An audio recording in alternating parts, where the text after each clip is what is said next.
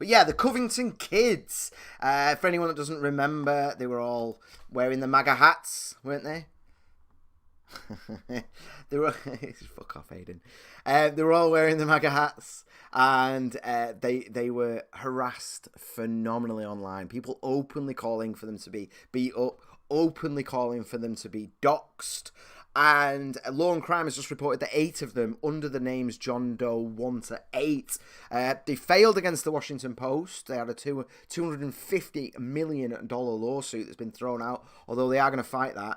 But the difference between the Washington Post lawsuit and this one is it's harder to make a case against an organisation. From what I understand anyway, in terms of American law, I'm trusting what these guys are saying. It's easier to go after an individual. Now, what's beautiful about this, because they didn't do anything wrong. They stood there in MAGA hats whilst an old man came and got right in their faces banging a drum. If it was the other way around, it would have been so different. Whilst a load of black guys shouted racial abuse at them from just behind.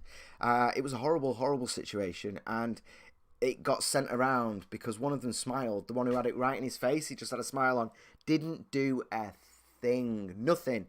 But they called for violence, including Elizabeth Warren. And, yeah, I suspect this case is going to go further, although a lot of them were borderline statements of they weren't necessarily statements of facts. They were opinion, which in America has got a much stronger protection for free speech. That's how Washington Post got around it. They implied a lot and let the idiot masses fill in the differences themselves. But they as always had very careful language. But no, not these people though. This is great. Anna Navarro, Kathy Griffin. Hers was particularly bad. She openly called for doxing. Openly. That's the one I'm going to be keeping an eye on.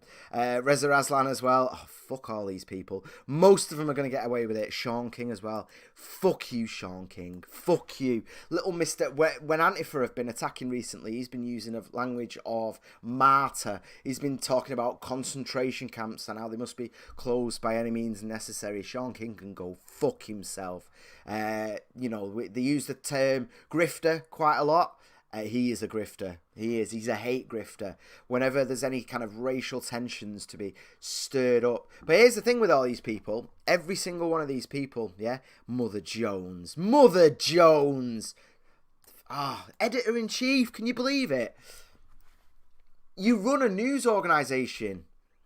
Every single one of these people has been contacted before this case and been given an opportunity to remove the tweets, to apologise, or make it right, put out a correction, and they've not done. Every single one of them refused.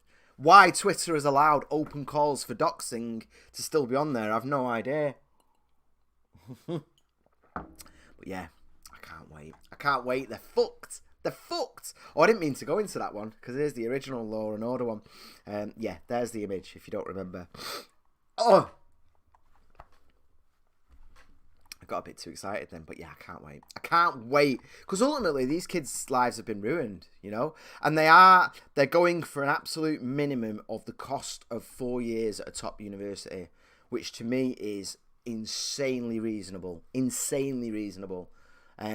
You tried to ruin my education, so I want an education off you. Guys, don't forget to go on Trigger Warning TV, sign up, go on our store. Look, I've got it behind us today. Can you see it? Is it still there? Or is my computer broke? I spent ages getting my telly. So it's actually really, really dark. I can barely see that with my naked eye. But barely. But that's the only way to stop it going and glowing. Which reminds me, I need to talk to Aiden about all this stuff.